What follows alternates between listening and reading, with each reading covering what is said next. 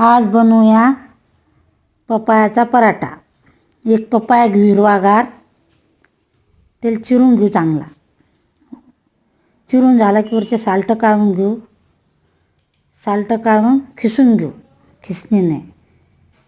लसूण अद्रक मिरच्या घेऊन वाटून घेऊ। थोडंसं जिरं पण टाकू त्यात।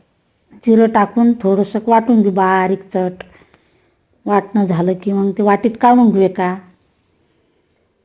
इकडे एक पॅन मांडू, त्याच्यावरती बेसन टाकून भाजून घेऊ लाल जरद। लाल जरद भाजून झालं की कांदा टमाटर कापून घेऊ।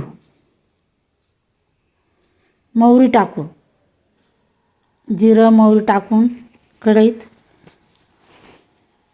गरम करून घेऊ 2 मिनटं। कांदा पण टाकू कढईत।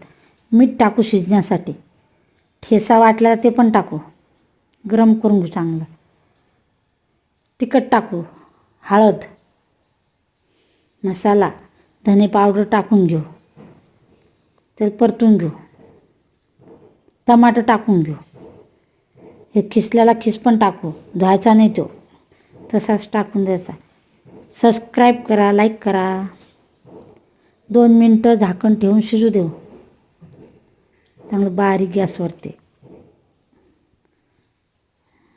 शिजून झालं, थोडंसं पाणी सुटलं की त्यात बेसन टाकू। बेसनानं चांगलं कोरडं कोरडं करून घेऊ। थोडंसं लिंबू टाकून खाली उतारून घेऊ। कणिक भिजवून घेऊ आता। कणिक भिजवून झालं आपली।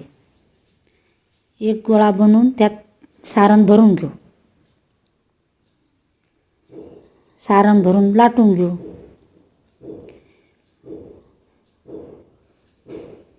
तवा ठेवू, तव्यावरती टाकून देऊ। बारीक तव्यावर भाजून घेऊ गॅस करून बारीक 2 मिनटं। तूप टाकून भाजून घेऊ। खाण्यासाठी तयार आपला पराठा। सर्व करा।